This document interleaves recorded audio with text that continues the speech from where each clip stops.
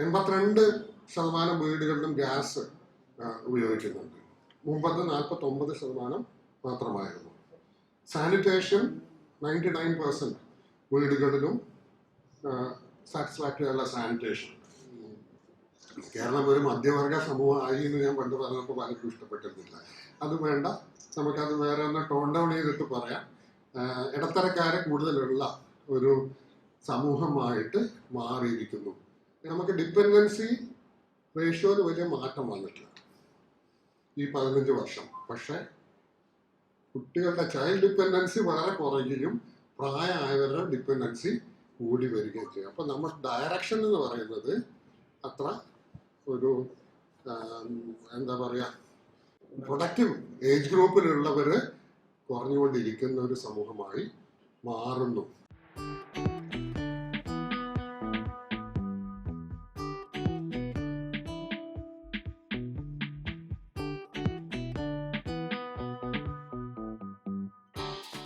(2004) കേരള പഠനം നടത്തിയതിന് ശേഷം 15 വർഷം കഴിഞ്ഞാണ് ഈ ഡാറ്റ നമ്മൾ ശേഖരിക്കുന്നത്. ഇത് വലിയ വിശകലനത്തെക്കാൾ കൂടുതൽ ഡാറ്റ പ്രസൻറ്റേഷനാണ് എന്നുള്ള കാര്യം. അപ്പോൾ ആ ഡാറ്റയിൽ നമ്മുടെ ചില കൺക്ലൂഷൻസ് ഉണ്ടെങ്കിലും അത് ചിലപ്പോൾ ശരിയായി കൊള്ളണമെന്നില്ല. പക്ഷെ അതേ ഡാറ്റ വെച്ചുകൊണ്ട് നിങ്ങൾക്ക് തന്നെ ഒരു കൺക്ലൂഷൻ എത്താൻ വേണ്ടി പലപ്പോഴും കഴിയും. വ്യത്യസ്തമായിട്ടുള്ള കൺക്ലൂഷനുള്ള ഒരു സ്കോപ്പ് പല കാര്യങ്ങളിലുമുണ്ട് എന്ന് ആദ്യമായിട്ട് പറയട്ടെ. അതിൽ ഉള്ളൊരു വലിയൊരു പരിമിതി, ഈ 19-ന് ശേഷം പിന്നെയും കേരളം വളരെയധികം മുന്നോട്ട് പോയിട്ടുണ്ട്.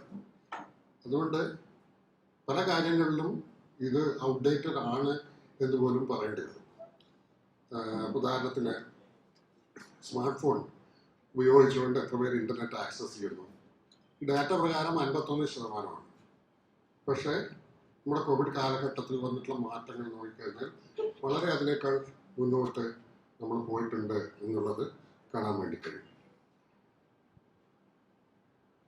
കേരളം ഇന്ത്യയുടെ സ്വാതന്ത്ര്യാനന്തര ഇന്ത്യയിലെ ഏറ്റവും വലിയ ഒരു വിജയകഥയാണ്. കേരളത്തിലെ സക്സസ് സ്റ്റോറിയാണ്. സ്വാതന്ത്ര്യം കിട്ടുന്ന സമയത്ത് ഏറ്റവും ദരിദ്രമായിട്ടുള്ള സംസ്ഥാനം കേരളമായിരുന്നു. 69% ആയിരുന്നു കേരളത്തിലെ പോവർട്ടി. ഇന്ത്യയിലെ 45%. കേരളവും തമിഴ്നാടുമാണ് ഏറ്റവും ലോവസ്റ്റ് ലെവലിൽ നിന്നത്. ഇന്ന് അതിൽ നിന്ന് നേരെ മുകളിലേക്ക് പോയിട്ടുള്ളൊരവസ്ഥ, വളരെ വലിയ ഒരു മാറ്റമാണ് ഇത് കാണിക്കുന്നത്. ദാരിദ്ര്യത്തിൻ്റെ ആഴം കേരള സംസ്ഥാനം രൂപീകരിക്കുന്ന ആ സമയത്ത് പോവർട്ടി ഗ്യാപ്പ് എന്നാണ് പറയുക. ഈ ദാരിദ്ര്യത്തിന് ആഴം അളക്കുന്നത് ഏറ്റവും അധികമാണ്. 19.1% എന്ന് പറഞ്ഞാൽ വളരെ പുവറായിരുന്നു എന്ന് മാത്രമല്ല, വളരെ കൂടുതൽ ദാരിദ്ര്യം ഉണ്ടായിരുന്ന ഒരു സംസ്ഥാനം എങ്ങനെ ഇന്നത്തെ അവസ്ഥയിലെത്തി എന്നുള്ളത് വളരെ നമ്മൾ ആലോചിക്കേണ്ട കാര്യമാണ്. അത് സത്യത്തിൽ അത് വെറുതെ ആകസ്മികമായി ഉണ്ടായതല്ല എന്നും എന്താണ് അതിന് കാരണമെന്നും ഈ പറയുന്ന കേരള മോഡൽ എന്ന് പറയുന്നത് എന്താണെന്നും അതിനെ സംരക്ഷിക്കേണ്ട ഒരു ആവശ്യം ഉണ്ടെന്നുള്ളത്. പ്രത്യേകിച്ചും വളരെ പുച്ഛത്തോടെ ആൾക്കാർ കേരള മോഡലിനെ പറ്റിയൊക്കെ പറയുന്നത് കേൾക്കാറുണ്ട് ഈയിടെയായിട്ട്. പക്ഷെ ഇന്ന് നമ്മൾ എവിടെ നിൽക്കുന്നു എന്നുള്ളത് പലപ്പോഴും നമ്മൾ മറന്നു പോകുന്നു എന്ന് സംശയമുണ്ട്. ഏറ്റവും പോവർട്ടി കുറവാണെന്ന് മാത്രമല്ല, മാൽന്യൂട്രിഷൻ, ശരിക്കുള്ള കാര്യങ്ങൾ നോക്കിയാൽ ഏറ്റവും കുട്ടികളുടെ പോഷകാഹാരക്കുറവ്. ഒരു കാലത്ത് എല്ലാ വർഷവും വരുന്ന നാഷണൽ ന്യൂട്രീഷൻ മോണിറ്ററിംഗ് ബ്യൂറോ കണക്കെടുക്കും. എല്ലാ വർഷവും വർഷം തോറും കേരളത്തിലെ കുട്ടികൾ തൂക്കം പൊക്കം ഒക്കെ കുറവായിരുന്ന ഒരു ഡാറ്റയാണ് പണ്ട് സ്ഥിരമായി കിട്ടിയത്. ഇന്ന് പക്ഷെ ഏറ്റവും മാൽന്യൂട്രീഷൻ കുറവുള്ള, ഓൾമോസ്റ്റ് ഇല്ല എന്ന് പറയുന്ന ഒരു അവസ്ഥയിലേക്ക് കേരളം വന്നിരിക്കും.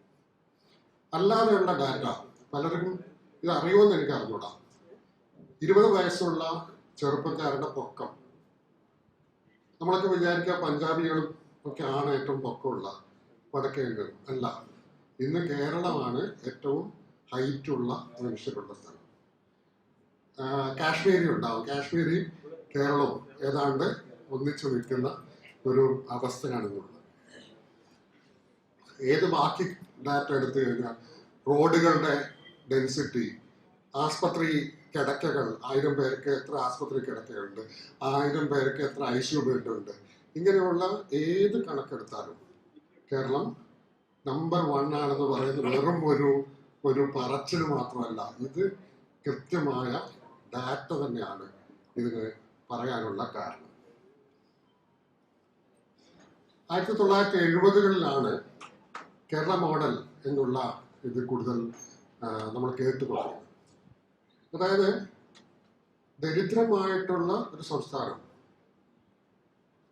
പെർ ക്യാപിറ്റ ഇൻകം കുറവാണെങ്കിൽ പോലും ആരോഗ്യ സൂചികകളിൽ ചിലതിൽ നമ്മൾ മുന്നിട്ട് നിൽക്കുന്നു.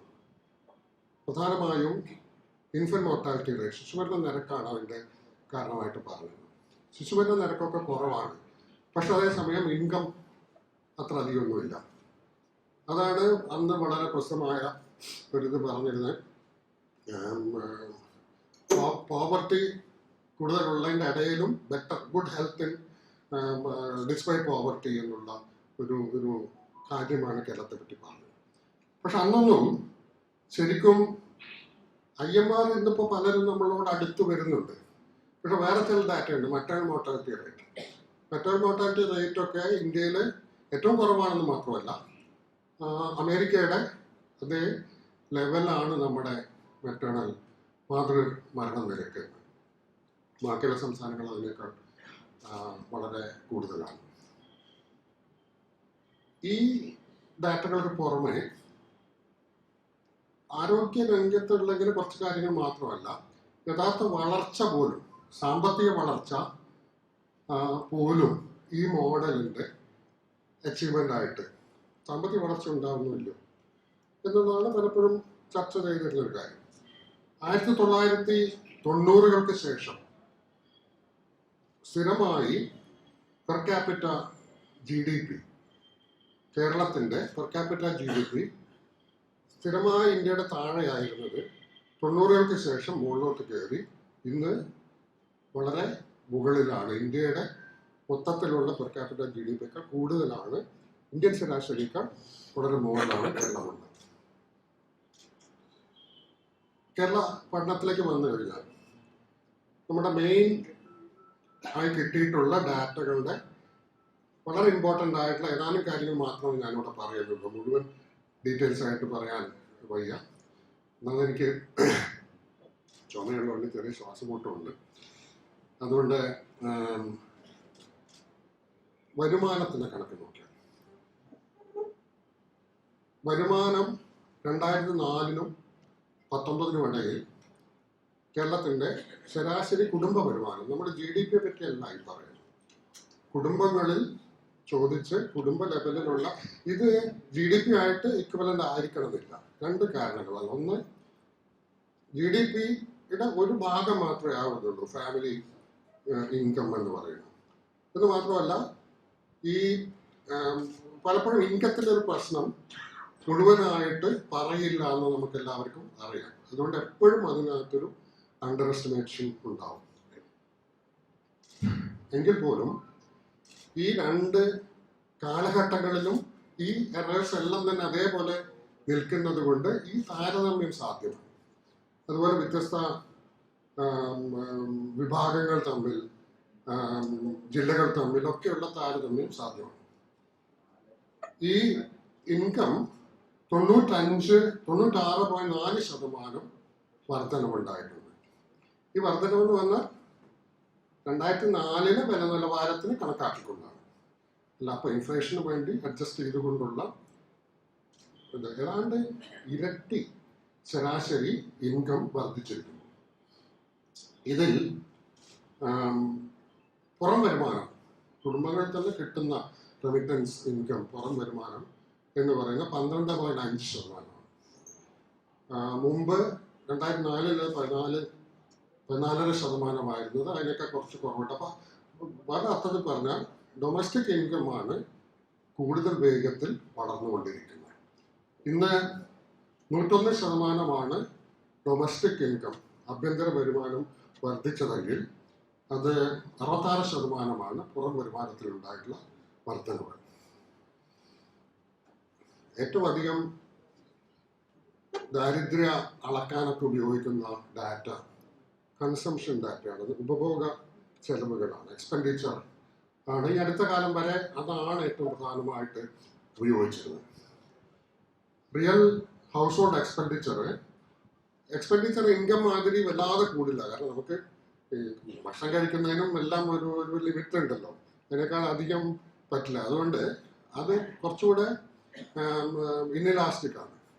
37% റിയൽ ഇൻക്രീസ്. അതായത് 2004 ഞാനീ പറയുന്ന എല്ലാ വർധനവെന്ന് പറയുമ്പോൾ 2004 വില നിലവാരത്തിന് അഡ്ജസ്റ്റ് ചെയ്തുകൊണ്ടുള്ള ഡാറ്റയാണ് പറയുന്നത്. 37% ഇതിൽ വർധനവുണ്ടായിരുന്നു. ഇതിൽ തന്നെ ഈ വർധനവ് നോക്കിയാൽ ചിലതെല്ലാം കുറഞ്ഞു. ധാന്യങ്ങൾ വാങ്ങുന്നതെല്ലാം കുറഞ്ഞു. അതിനേക്കാൾ കൂടുതൽ മറ്റ് മത്സ്യം, മാംസം, മുട്ട ഇതൊക്കെ വളരെയധികം വർദ്ധിച്ചു. 103% വർധനവുണ്ടായിട്ടുണ്ട് ഇങ്ങനെയുള്ള മാംസ്യാഹാരങ്ങളുടെ കാര്യത്തിൽ. ഉപഭോക്തൃ ഉൽപ്പന്നങ്ങൾ വാങ്ങാനുള്ള ചെലവിൽ 356% വർധനവുണ്ട് ഈ കാലഘട്ടത്തിൽ. കൺസ്യൂമർ ഡ്യൂറബിൾസ്, TV 61% ഇപ്പോൾ 81% ആയി. ഫ്രിഡ്ജ് 32% 65%. ഇതെല്ലാം തന്നെ വീണ്ടും കൂടിയിട്ടുണ്ടാവുന്നുള്ള കാര്യം ഞാൻ പ്രത്യേകം പറയേണ്ട ആവശ്യമില്ല. ഈ 5 വർഷം കൊണ്ട് ഇനിയും ധാരാളം കൂടിയിട്ടുണ്ട്. 2 വീലർ 18 51, കാറ് 7 20%. അതും വളരെ വർദ്ധിച്ച് കാണണം ഇപ്പോൾ ഉള്ള 5 ഇയേഴ്സ്. വീടുകൾ നോക്കിക്കഴിഞ്ഞാൽ ഇന്ന് 69% കോൺക്രീറ്റ് റൂഫുള്ള വീടുകളാണ്. 38% വീടുകളിൽ സെറാമിക് ടൈൽസ് ആണ് ഉപയോഗിക്കുന്നത്. 82% വീടുകളിലും ഗ്യാസ് ഉപയോഗിക്കുന്നുണ്ട്.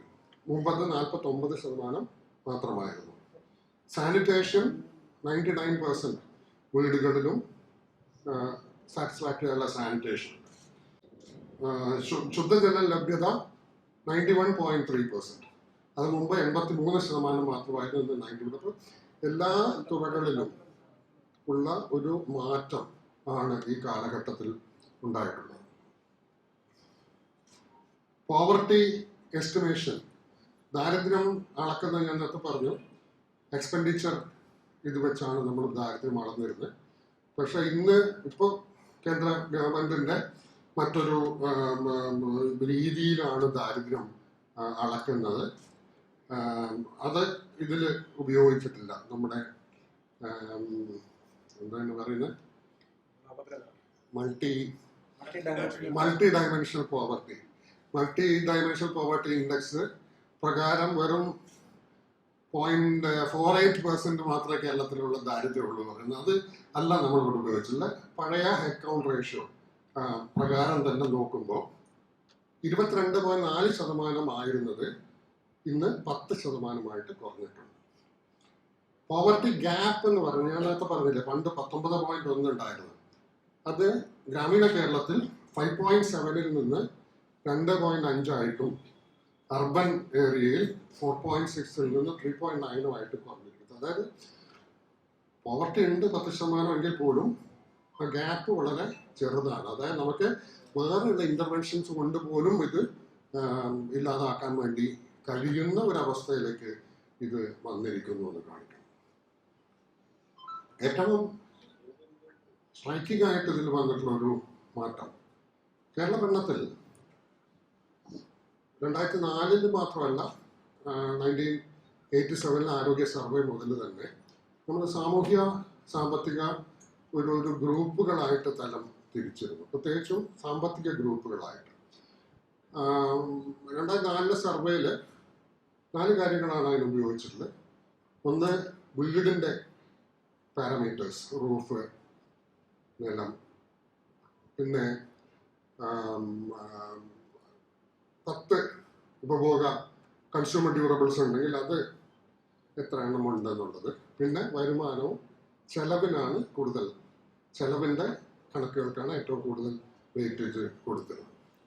ഇങ്ങനെയുള്ള നിർവചിക്കുമ്പോൾ നമ്മൾ ഏറ്റവും അതിദരിദ്രരായിട്ടുള്ള ആൾക്കാരും ഗ്രൂപ്പ് 1 എന്ന് പറയുന്നത്, അതിനേക്കാൾ ദരിദ്രരാണ് പക്ഷെ അതിദരിദ്രരല്ലാത്തവരെ ഗ്രൂപ്പ് 2, ലോവർ മിഡിൽ ക്ലാസ് എന്ന് പറഞ്ഞ താഴ്ന്ന മധ്യവർഗം ഗ്രൂപ്പ് 3, അപ്പർ മിഡിൽ ക്ലാസ് വരുന്ന മധ്യവർഗം ഗ്രൂപ്പ് 4. ഇങ്ങനെയാണ് തരം തിരിച്ചത്.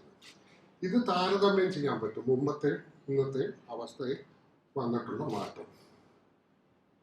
ഇത് പ്രകാരം മധ്യവർഗം എന്ന് നമ്മൾ പറയുന്ന ഇടത്തരക്കാരെ, lower and upper middle class വന്നു കഴിഞ്ഞാൽ 87 കണക്ക് പ്രകാരം ഏതാണ്ട് 37% അന്നത്തെ കണക്ക് പ്രകാരം. അപ്പോൾ അതിൻ്റെ അർത്ഥം 37 കഴിഞ്ഞ് ബാക്കിയുള്ള 60% മേലെ ആൾക്കാർ ദരിദ്രരുടെ കൂട്ടത്തിൽ വന്നിരുന്ന ഒരു സമൂഹമായിരുന്നു 87 പോലും. ഇത് 2004 പഠനമായപ്പോഴേക്ക് മധ്യവർഗമെന്ന് നമ്മൾ വിളിക്കുന്ന ഈ ഗ്രൂപ്പ് ഇടത്തരക്കാർ 53.8% കുടുംബങ്ങളുടെ. ഇന്നത് 70.7% കുടുംബങ്ങളും ഇന്ന് ഇടത്തരക്കാർ. അപ്പം അത് കേരളം ഒരു മധ്യവർഗ സമൂഹമായി എന്ന് ഞാൻ പണ്ട് പറഞ്ഞപ്പോൾ പലർക്കും ഇഷ്ടപ്പെട്ടിരുന്നില്ല. അത് വേണ്ട, നമുക്കത് വേറെ ഒന്ന് ടോൺ ഡൗൺ ചെയ്തിട്ട് പറയാം. ഇടത്തരക്കാരെ കൂടുതലുള്ള ഒരു സമൂഹമായിട്ട് മാറിയിരിക്കുന്നു എന്നുള്ളതാണിത് കാണിക്കുന്ന ഒരു സംഗതി. ഈ ഡെമോഗ്രാഫിക് ഡാറ്റ നോക്കുകയാണെങ്കിൽ ഏജിങ് പോപ്പുലേഷനാണ്, കൂടുതൽ പ്രായമായവർ കൂടിക്കൊണ്ടിരിക്കുന്ന പോപ്പുലേഷനാണെന്ന് നമുക്കറിയാം. വളരെ കൂടുതൽ പ്രായമുള്ളവരും വളരെ ചെറിയ കുട്ടികളും പ്രൊഡക്റ്റീവായിട്ടുള്ള ഒരു ഗ്രൂപ്പല്ല, അത് ഡിപ്പെൻഡൻ്റ് ആണ്. അപ്പോൾ ഡിപ്പെൻഡൻസി റേഷ്യോ കണക്കാക്കുന്നത് പ്രായമായവരുടെ ഡിപ്പെൻഡൻസി, കുട്ടികളുടെ ഡിപ്പെൻഡൻസി. അപ്പോൾ ഡിപ്പെൻഡൻസി റേഷ്യോ കുറഞ്ഞിരിക്കുന്നതാണ് ഏത് സമൂഹത്തിലും. പ്രൊഡക്റ്റീവായിട്ടുള്ള ആൾക്കാർ കൂടുതലുണ്ട്, ഡിപ്പെൻഡൻസി കുറവാണ്. അതാണ് ഏറ്റവും നല്ലത്. നമുക്ക് ഡിപ്പെൻഡൻസി റേഷ്യോയിൽ വലിയ മാറ്റം വന്നിട്ടില്ല ഈ 15 വർഷം. പക്ഷേ കുട്ടികളുടെ ചൈൽഡ് ഡിപ്പെൻഡൻസി വളരെ കുറയുകയും പ്രായമായവരുടെ ഡിപ്പെൻഡൻസി കൂടി വരികയും ചെയ്യും. അപ്പം നമ്മുടെ ഡയറക്ഷൻ എന്ന് പറയുന്നത് അത്ര ഒരു എന്താ പറയുക, പ്രൊഡക്റ്റീവ് ഏജ് ഗ്രൂപ്പിലുള്ളവർ കുറഞ്ഞുകൊണ്ടിരിക്കുന്ന ഒരു സമൂഹമായി മാറുന്നു. അതിൻ്റെ സ്ട്രാറ്റജീസൊക്കെ എന്ത് വേണം എന്നുള്ളത്, കൂടുതൽ കുട്ടികൾ ഉണ്ടാവുകയാണോ വേണ്ടതൊക്കെ ഉള്ളത്, അതിലേക്കൊന്നും ഞാൻ പോകുന്നില്ല. സമ്പദ് വ്യവസ്ഥയുടെ പ്രധാന മേഖലകളിലെ തൊഴിൽ പങ്കാളിത്തം നോക്കിക്കഴിഞ്ഞാൽ വളരെ വലിയ വ്യത്യാസം വന്നിട്ടില്ലെങ്കിലും സർവീസ് സെക്ടർ തന്നെയാണ് ഇപ്പോഴും കൂടുതലുള്ളത്. 52% 48% കുറഞ്ഞിട്ടുണ്ട്. പക്ഷേ 64.8% വരുമാനം വരുന്നത് ഈ സർവീസ് സെക്ടർ മേഖലയിൽ നിന്നാണ്. തൊഴിലിൽ നിന്നുള്ള വരുമാനം ശരാശരി 2004 ശരാശരി 3395 ആയിരുന്നത് ഇപ്പോഴത് 15,000 ആയിട്ട് വർദ്ധിച്ചിരിക്കുന്നു. അത് 2005 പ്രൈസിൽ പറഞ്ഞാൽ 70% വർദ്ധിച്ച് 5,792 ഇക്വലന്റ് ആയിട്ട് വന്നിരിക്കും. 70% വർദ്ധനവ്. മധ്യമാനം, ഈ മീഡിയൻ ഇൻകം, കൂടുതൽ പേരും ആ മധ്യമാനത്തിലാണ് നിൽക്കുക. അപ്പോൾ മധ്യമാന വരുമാനം എന്ന് പറയുന്നത് കേരള തൊഴിലെടുക്കുന്ന ആൾക്കാരുടെ മീഡിയൻ ഇൻകം എന്ന് പറഞ്ഞാൽ ഏതാണ്ട് 10,000 രൂപ. ശരാശരി ഏതാണ്ട് 15,000-ഉം മധ്യമാന വരുമാനം 10,000 രൂപയുമാണ് ഇന്നത്തെ പ്രൈസിൽ ഉള്ള അവസ്ഥ.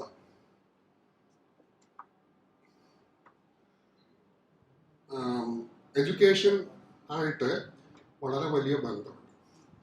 തൊഴിലുകളും എഡ്യൂക്കേഷൻ നമ്മൾ തൊഴിൽ തന്നെ മാറിക്കൊണ്ടിരിക്കുകയാണ്. തൊഴിൽ സെക്ടേഴ്സിൽ വലിയ മാറ്റങ്ങൾ വരുന്നുണ്ട്. ഞാൻ അതിൻ്റെ ഡീറ്റെയിൽസിലോട്ടൊന്നും പോകുന്നില്ല. ഡാറ്റ അനലൈസ് ചെയ്യുമ്പോൾ തന്നെ നോക്കിയ പണ്ടത്തേൽ നിന്ന് എന്തെല്ലാം കൂടി എന്തെല്ലാം കുറഞ്ഞു നോക്കിയപ്പോൾ പെട്ടെന്ന് നോക്കിയ കൺസ്ട്രക്ഷൻ വർക്കേഴ്സ് വല്ലാതെ കുറഞ്ഞു വരികയും. കൺസ്ട്രക്ഷനൊക്കെ കുറേ നടക്കുന്നുണ്ട്. അപ്പോഴാണ് മനസ്സിലായ നമ്മുടെ സർവേയിൽ നിർഭാഗ്യവശാൽ നമ്മുടെ സർവേയിൽ പുറത്തു നിന്ന് വന്ന് ജോലി എടുക്കുന്നവരെ നമ്മൾ ക്യാപ്ചർ ചെയ്യുന്നില്ല. കാരണം വോട്ടേഴ്സ് ലിസ്റ്റ് വെച്ചാണ് നമ്മളിവിടെ ഈ സെലക്ഷൻ നടത്തിയിരിക്കുന്നത്. അപ്പോൾ ഒരുപാട് തൊഴിൽ മേഖലകളിൽ അങ്ങനൊരു പ്രശ്നം വന്നിട്ടുണ്ട്. ഈ വോട്ടേഴ്സ് ലിസ്റ്റ് ബേസ് ചെയ്ത സർവേ ആയതുകൊണ്ട് പുറത്തുനിന്ന് വന്ന് പണിയെടുക്കുന്ന ഗസ്റ്റ് വർക്കേഴ്സ് ഒട്ടും തന്നെ ഇതിൽ ക്യാപ്ചർ ചെയ്യാൻ പറ്റില്ല. ഇത് സർവേയുടെ ഈ പഠനത്തിന്റെ ഏറ്റവും വലിയൊരു ന്യൂനതയായിട്ട് തന്നെ കാണണം. അത് നമ്മൾ വേറെ തന്നെ ഒരു പഠനമായിട്ട് നടത്തേണ്ടി വരും. പക്ഷെ മൊത്തത്തിൽ കൂടുതൽ വിദ്യാഭ്യാസമുള്ളവരുടെ ഇടയിൽ തൊഴിലില്ലായ്മ കുറയുകയും വിദ്യാഭ്യാസം താരതമ്യേന കുറവുള്ളവരിൽ തൊഴിലില്ലായ്മ കൂടുതലുമുള്ള ഒരു അവസ്ഥയാണുള്ളത്. അതായത് ഒരു സ്കൂൾ വിദ്യാഭ്യാസം മാത്രമുള്ള ആൾക്കാർക്ക് തൊഴിലില്ലായ്മ കൂടുതൽ, വേണ്ട ജോലികൾ സ്കില്ലില്ലാത്ത മേഖലകളിൽ ഉള്ള തൊഴിലുകൾ കുറഞ്ഞു വരുന്ന ഒരവസ്ഥയാണ്. എന്തെങ്കിലും സ്കില്ലുണ്ടെങ്കിൽ കൂടുതൽ പണി. ഇത് വളരെ ക്ലിയർ ആയിട്ട് ഈ പഠനത്തിൽ നിന്ന് വരുന്നുണ്ട്. ഒരു നല്ല കാര്യം എന്താണെന്ന് പറഞ്ഞാൽ +2 അതിനേക്കാൾ കൂടുതലോ വിദ്യാഭ്യാസമുള്ളവർ ഇന്നത്തെ ജനസംഖ്യയിൽ 18 വയസ്സിന് മുകളിലുള്ള ജനസംഖ്യയിൽ 27% ഇന്ന് 40% വർദ്ധിച്ചിരിക്കുന്നു. അപ്പൊ മൊത്തത്തിൽ ഉള്ള വിദ്യാഭ്യാസ യോഗ്യതകളും സ്കിൽസും കൂടിയിട്ടുണ്ടെന്ന് മാത്രമല്ല, ആ 18-23 വയസ്സുകാലത്തെ അവരെന്ത് ചെയ്യുന്നു എന്നുള്ള, ഞാൻ ആ ഡാറ്റയിലേക്ക് പോകുന്നില്ല, നോക്കിക്കഴിഞ്ഞാൽ വളരെ കൂടുതൽ പേർ ഇത്തരത്തിലുള്ള സ്കിൽസൊക്കെ ആർജിച്ചുകൊണ്ടിരിക്കുന്ന ഒരു സമൂഹമായി മാറിയിരിക്കുന്നു എന്നുള്ളതാണ്. ഇവിടെ കടബാധ്യതകളെ പറ്റിയൊക്കെ പറഞ്ഞു. ചെലവും കടബാധ്യത 82% റിയൽ ഇൻക്രീസ് ഉണ്ടായിട്ടുണ്ട് കടം.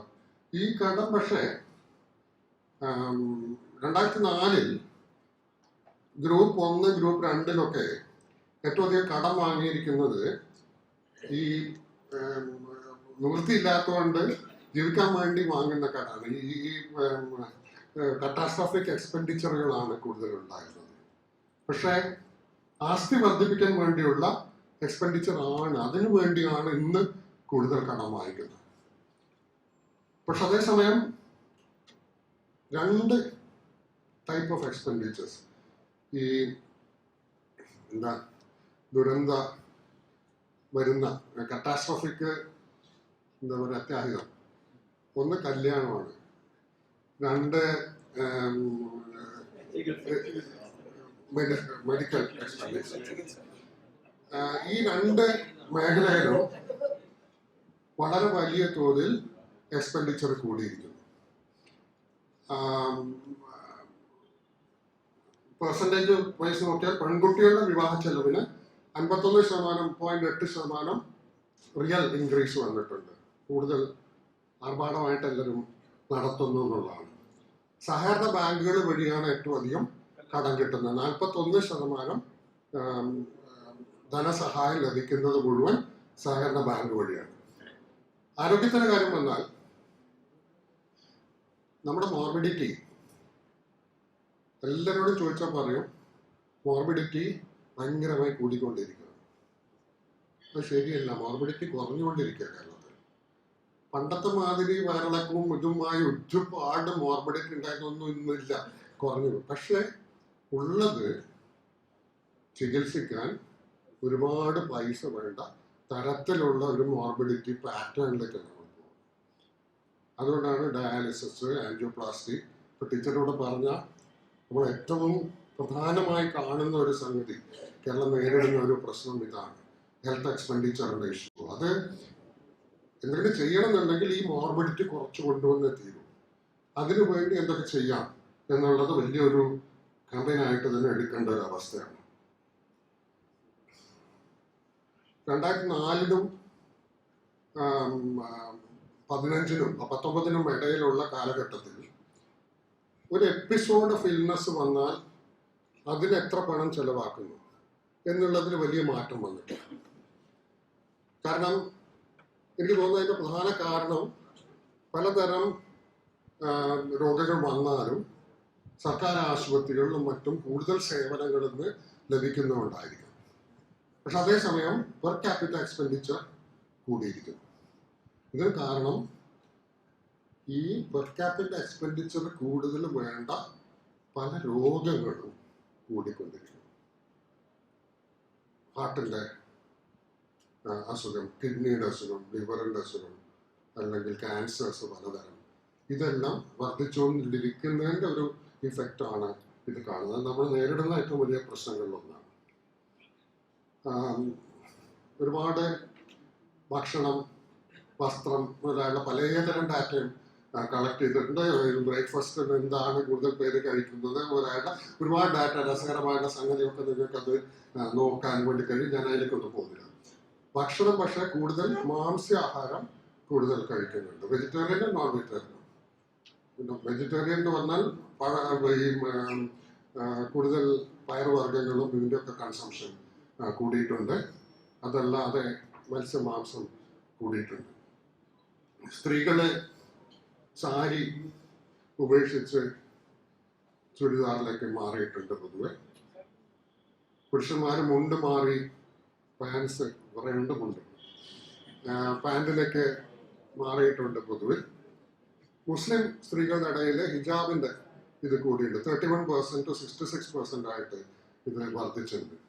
സ്മാർട്ട് ഫോൺ വഴി ഇന്റർനെറ്റ് ഉപയോഗിക്കുന്നവർ 50% ഉണ്ട്. അത് ഞാൻ നേരത്തെ പറഞ്ഞ പോലെ വീണ്ടും വളരെയധികം വർദ്ധിച്ചിരിക്കാനുള്ള കാരണമാണ്.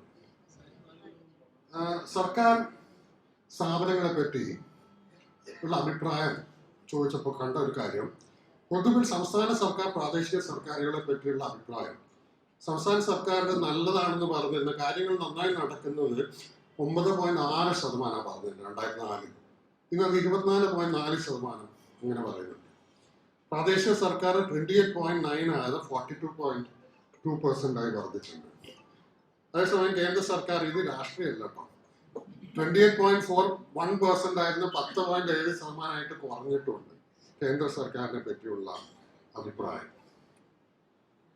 കൈക്കൂലി കൊടുത്തു എന്ന് പറയുന്നത് 25.9 നിന്ന് 8.6% ആയിട്ട് കുറഞ്ഞിട്ടുണ്ട്. പൊതുവിൽ അഡ്മിനിസ്ട്രേറ്റീവ് രംഗങ്ങളിൽ ഒരു മികവ് ഉണ്ടായിട്ടുണ്ട് എന്നുള്ളത് തന്നെ പറയേണ്ടി വരും. 15 വർഷം എന്ന് പറഞ്ഞാൽ LDF മാത്രമൊന്നുമല്ല, UDF ഉണ്ട്. അതുകൊണ്ട് ഞാൻ അങ്ങനെ ഒരു അർത്ഥത്തിൽ പറയല്ല. ഈ ഒരു കാലഘട്ടത്തിൽ ഏതായാലും അഡ്മിനിസ്ട്രേഷൻ നന്നായിട്ടുണ്ട് എന്നുള്ളൊരു അഭിപ്രായം ഏതായാലും വരുന്നുണ്ട്. സ്ത്രീകളുടെ കാര്യം പറഞ്ഞാൽ തൊഴിൽ പങ്കാളിത്തവും ഓരോ ജോലിയിലും പുരുഷന്മാരായിട്ടുള്ള വേതന വിടവും മെച്ചപ്പെട്ടിട്ടുണ്ട്. പക്ഷെ ഇന്നും വലിയ വിടവ് നിലനിൽക്കുന്നു എന്നുള്ള യാഥാർത്ഥ്യം കാണാതെ പോകരുത്. 21.5% കുടുംബങ്ങൾ മൂത്ത പെൺകുട്ടിയെ പറ്റിയുള്ള നിങ്ങളുടെ സങ്കല്പം എന്താണ് ചോദിക്കുന്നതിന് വിവാഹമാണ് പറഞ്ഞിരുന്നത്. 21.5% കല്യാണം കെട്ടിച്ചു വിടണം എന്നുള്ളതാണ് നമ്മുടെ മെയിൻ സംഗതി. പക്ഷെ ഇന്നത് 7.7% മാത്രമേ ഉള്ളൂ. അത് നല്ലൊരു കാര്യമാണ്. അതേസമയം 5-1 20% ഇപ്പോഴും പൊതു ഇടങ്ങളിൽ സ്ത്രീകൾ നേരിടുന്ന പീഡനങ്ങൾക്ക് പ്രധാന കാരണം അത് വസ്ത്രധാരണമാണെന്ന് പറയുന്നത് ഇന്നും ഒരു 20% ഉണ്ട് എന്നുള്ളതാണ്.